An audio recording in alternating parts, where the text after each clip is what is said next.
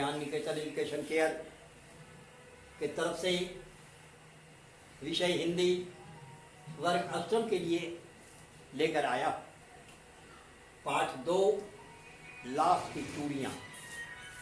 लाख लाख जो एक ठोस पदार्थ है जो ताप पा करके पिघल जाता है, तो लाख की चूड़ियाँ। चूड़ियाँ स्त्रियों का आभूषण है। आप देखते हैं बाजारों में भिन्न भिन्न तरह की चूड़ियाँ जो लाख की भी बनी होती हैं और कांच की भी बनी होती हैं। आज तो आमतौर पर कांच की चूड़ियों का ही प्रचलन है। लाख की चूड़ियाँ तो बहुत कम लोग पहनते हैं। बात उस समय की है जब लाख की चूड़ियों का ही बोलबाला था। उसी समय की एक कहानी है, लाख की चूड़ियाँ। बदलू एक मणिहार है जो अपने घर पर लाख की चूड़ियाँ ही बनाता है। बदलू वैसे सीधा साधा इंसान था, वह लाख की चूड़ियाँ बनाता है और उस गांव में या अड़ोस पड़ोस के गांव में करीब करीब लोग बदलू के बनाई हुई चूड़ियाँ ही पहनते थे। बदलू चूड़ियों को बनाता भी था बड़े ढंग से, बड़े मनोहार से और बहुत कारीगरी से उन चूड़ियों को बनाता था। लेखक कहता है कि मैं बचपन में मेरे मामू के गांव का बदलू था। मुझे बदलू मामा कहना चाहिए था, लेकिन चूंकि गांव वाले बदलू काका कहते थे तो मैं भी उन्हें बदलू काका ही कहता था। मैं जब उसके यहाँ जाता बचपन में तो मुझे बहुत आदर के साथ अपने पास बैठाता। मैं जाता था, वह उसके चूड़ियों को बनाते हुए देखता था और बहुत ध्यान से बदलू चूड़ियाँ बनाता था। चूड़ियाँ बनाने के बाद जो कुछ लाख बच जाता उसकी गोलियाँ बना करके वह मुझे देता था और उन्हीं गोलियों के लोभ से मैं उसके पास जाता था। बदलू के पास आम के पेड़ भी थे, जो पके हुए आम मुझे खाने को उसके यहाँ मिलते थे। तो बदलू के साथ मेरा यही जान पहचान, यही रिश्ता था। एक समय की बात है, उस समय चूड़ियों के बदले अनाज मिलता था। वस्तु विनिमय पद्धति थी उस समय, वस्तु के बदले वस्तु। आज तो वस्तु के बदले पैसे मिलते हैं या पैसे के बदले वस्तु मिलते हैं, लेकिन उस समय ऐसी बात नहीं थी। शादी विवाह के अवसर पर लाख की चूड़ियों का रिवाज बहुत ज़्यादा बढ़ चला था। बदलू ऐसे चूड़ियाँ उससे लोग ले जाए लाख की, लेकिन शादी विवाह के अवसर पर सारा कसर बदलू निकाल लेता था। वह जितना ऐसे कोमल था, शादी विवाह के अवसर पर वह उतना ही कठोर हो जाया करता था। एक समय की बात है, लाख की चूड़ियों के बदले में उसकी पत्नी को उसके लिए सारा वस्त्र देना पड़ता था। यदि इसमें थोड़ी सी भी गड़बड़ी हुई तो बदलू उनको चूड़ियाँ नहीं देता था। बदलू स्वभाव से जिद्दी भी था। जिस चीज़ को मन में ठान लेता था वह उसे पूरा करके ही दम देता था।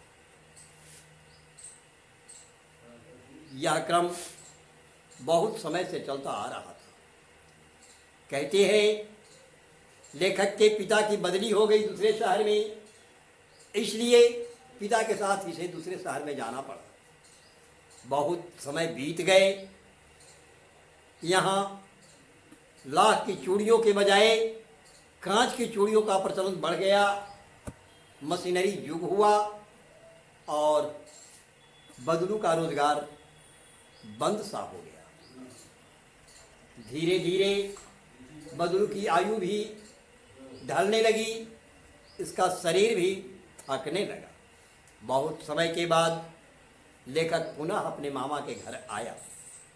वह बदलू से मिलने गया, बदलू के घर पहुंचा।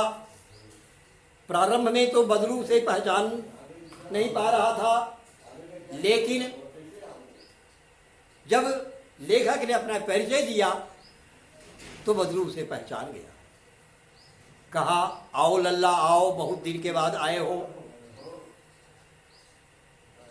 क्या कहे काका, मैं चला गया था अपने पिता के साथ, आज लौटा हूँ, सोचा आपसे मिल लूँ।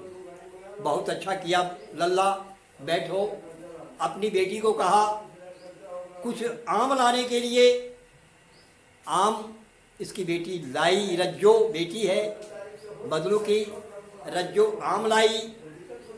बदलू कहने लगा, खाओ लल्ला, यह इस वर्ष ही फल दिया है, बहुत अच्छा है। लेखक ने कहा, इतना सारा आम कहाँ खा पाऊंगा, थोड़ा कम करो। बदलू ने कहा, बेटी कुछ आम लल्ला को दो, 4-5, जिसे यह खाए। कहते हैं इसी बीच बदलू हंसने लगा। लेखक बदलू के चेहरे पर गौर से देखने लगा। बदलू को लगा कि लेखक के मन में शंका है, इसलिए बदलू को कहना पड़ा कि यह दम्मा नहीं है, असली खांसी है। सीजन में, मौसम में खांसी हो जाता है, यह 2-4-10 दिन में ठीक हो जाएगा। बदलू को लगा कि लेखक समझ रहा है कि उसे दमा तो नहीं है, दमा नहीं है, यह खांसी जो ठीक हो जाएगा। फिर लेखक ने पूछा उसके कारोबार के लिए, लाख की चूड़ियों के लिए। कहता है बदलू, अब लाख की चूड़ियाँ कहाँ, अब तो सभी लोग कांच की चूड़ियाँ ही पहनते हैं, लाख की चूड़ियाँ कहाँ, क्यों नहीं पहनते? इसका कारण बदलू बताता है कि अब महिलाओं की कलाइयाँ जो हैं, लाख की चूड़ियों का बोझ उठाने में सक्षम नहीं। इनकी कलाइयाँ कोमल हैं, उसमें बल उतना नहीं है, इसलिए यह हल्की कांच की चूड़ियाँ ही पहनती हैं।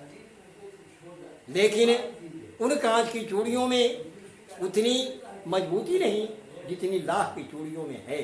फिर भी अब सभी लोग कांच की चूड़ियाँ ही पसंद करते हैं, क्योंकि उतने फैशनेबल लाख में कहाँ, इसलिए लाख की चूड़ियों के बजाय कांच की चूड़ियाँ ही पसंद करते हैं। अब लाख की चूड़ियाँ पहनने वाला कोई है नहीं, इसलिए यह रोजगार भी अब बंद हो चला है।